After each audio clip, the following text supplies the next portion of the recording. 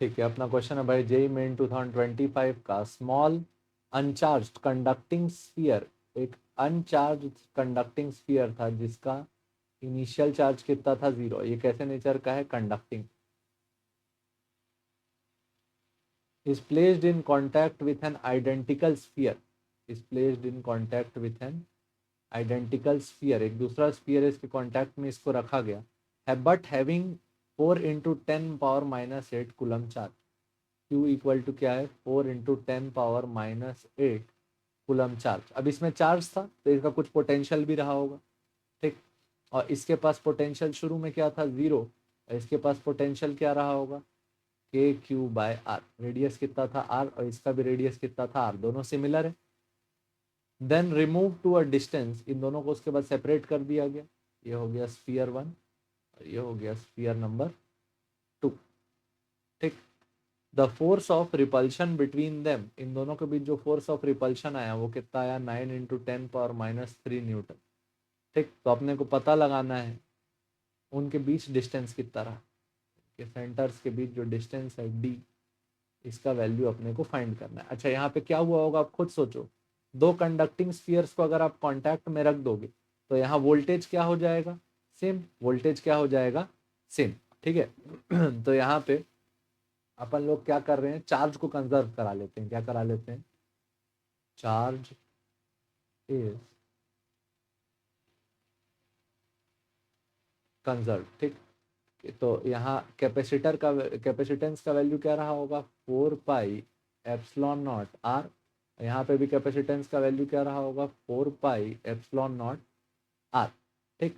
तो अपन क्या लिख रहे हैं, बाद में चार्ज हो गए Q1 और Q2। Q1 plus Q2 equal to initially charge कितना था, Q, ठीक। तो Q का वैल्यू क्या हो गया, C इंटू वी नॉट। अपन जानते हैं कैपेसिटेंस के टर्म में क्या रिलेशन होता है, C इंटू वी नॉट। तो Q का वैल्यू लिख लिए, C इनिशियल वोल्टेज।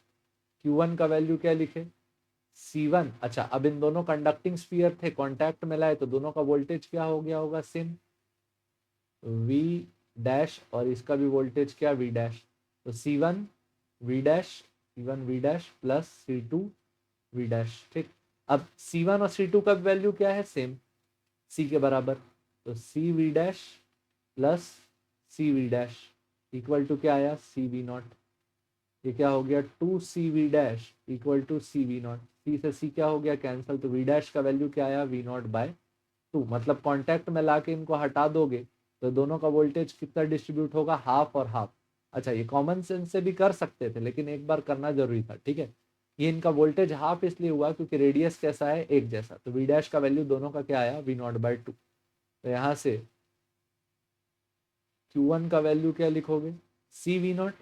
सी का वैल्यू क्या था, सी इंटू वी डैश, क्या आया, सी वी डैश का वैल्यू V0/2। और सी वी नॉट किसका वैल्यू था, Q का।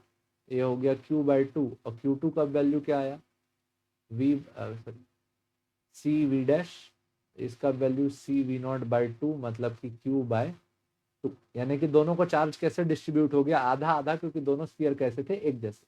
ये काफी डिटेल में बताया कि इसके पीछे कहानी क्या थी, लेकिन आप सीधे याद रख सकते हो कि अगर दो स्फीयर को कांटेक्ट में लाया, दोनों का दोनों का अगर रेडियस सेम है, एक अनचार्ज है और एक चार्ज है, तो दोनों का चार्ज कैसे डिस्ट्रीब्यूट हो जाएगा, आधा आधा, ठीक है।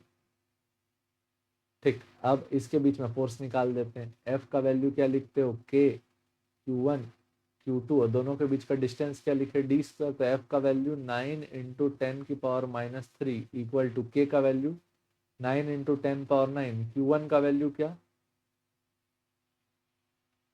Q1 का value Q/2 into Q/2 point d²। 9 cancel हो गया, 10⁻9 इधर आया तो 10⁻³ upon 10⁻9 equal to Q² upon 4d²। 10⁻12 equal to Q² upon 4d का वैल्यू कितना है, अच्छा यही तो पता लगाना था, 4d²। Q का वैल्यू पता है ना, 10⁻12 इक्वल टू इनिशियल चार्ज कितना था, 4 इंटू 10⁻8 का स्क्वायर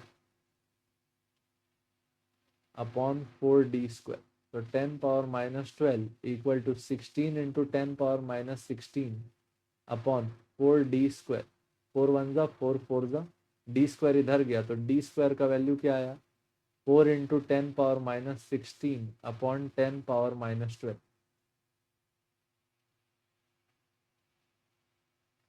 d² का वैल्यू क्या आ गया 4 into 10 power minus 16 plus 12। d² का वैल्यू क्या 4 इंटू 10 पावर माइनस 4। डी का वैल्यू क्या 2 इंटू 10 पावर माइनस 2 मीटर, तो सेंटीमीटर में बदल देते हैं। तो डी का वैल्यू क्या 2 into 10 power minus 2 into 100 centimetre. 100 से 10 पावर माइनस 2 कैंसिल हो गया, डी का वैल्यू क्या 2 सेंटीमीटर। ठीक, होपफुली समझ में आया होगा। देखने के लिए धन्यवाद। जय हिंद।